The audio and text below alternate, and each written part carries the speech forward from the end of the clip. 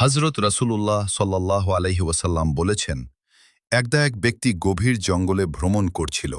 হঠাৎ সে এক মেঘখণ্ড থেকে একটি গায়েবী আওয়াজ শুনতে পেল, অমুকের বাগিচায় পানি দাও।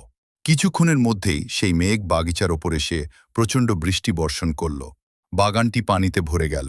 পানির স্রোত একটি নালার মাধ্যমে প্রবাহিত হতে লাগল। লোকটি কৌতূহলবশত সেই পানির স্রোত অনুসরণ করতে লাগল। কিছু দূর গিয়ে সে দেখল, এক ব্যক্তি কোদাল দিয়ে তার ক্ষেতের আইল বাঁধছে এবং সেই পানি নিজের বাগানে ধরে রাখছে। লোকটি তাকে জিজ্ঞাসা করল, ভাই, আপনার নাম কি? সে সেই নামই বলল, যেটি মেঘের মধ্যে থেকে শোনা গিয়েছিল। তখন লোকটি অবাক হয়ে জিজ্ঞেস করল, আমি আপনার নাম কেন জিজ্ঞেস করলাম জানেন?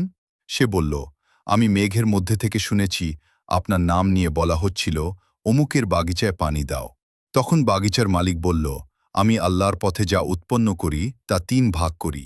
এক ভাগ আল্লাহর রাস্তায় দান করি, এক ভাগ নিজের পরিবারে খরচ করি, আর এক ভাগ বাগানের উন্নতির জন্য রাখি।